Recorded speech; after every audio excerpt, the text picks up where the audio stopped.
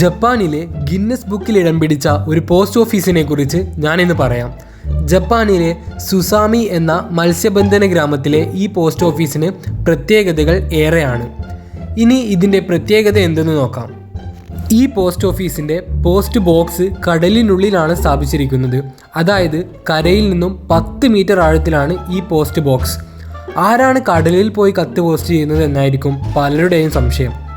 ഇത് തീരെ ഉപകാരപ്രദമല്ലാത്തതാവുമെന്നാണ് നിങ്ങൾ കരുതുന്നതെങ്കിൽ അത് അങ്ങനെയല്ല. ഈ ഗ്രാമത്തിൽ 5000 പേരാണ് താമസിക്കുന്നതെങ്കിൽ 1500ഓളം പോസ്റ്റുകൾ ഈ പോസ്റ്റ് ബോക്സ് വഴി ഓരോ വർഷവും കടന്നു പോകുന്നുണ്ട്. വാട്ടർ പ്രൂഫ് കാർഡുകളാണ് ഇവിടെ പോസ്റ്റ് ചെയ്യപ്പെടുന്നത്. വെള്ളം നനഞ്ഞാലും മായാത്ത പെയിൻറ് മാർക്കറുകൾ എഴുത്തിനായി ഉപയോഗിക്കുന്നു. ലോകത്തിൻ്റെ വിവിധ ഭാഗങ്ങളിലേക്ക് ഇവിടെ നിന്ന് പോസ്റ്റ് പോകുന്നു എന്നതും ഏറെ ശ്രദ്ധേയമാണ്. ആഴ്ചയിലൊരിക്കൽ കടലിനടിയിലുള്ള ഈ പോസ്റ്റ് ബോക്സിൽ നിന്ന് കാർഡുകൾ ഒരുമിച്ച് ശേഖരിച്ച് ഏറ്റവും അടുത്തുള്ള പോസ്റ്റ് ഓഫീസിലേക്ക് കൊണ്ടുപോകും. ഇത്രയും കാലത്തിനിടയ്ക്ക് 32,000 പോസ്റ്റ് കാർഡുകൾ ഇവിടെ നിന്ന് മാത്രം പോസ്റ്റ് ചെയ്യപ്പെട്ടു.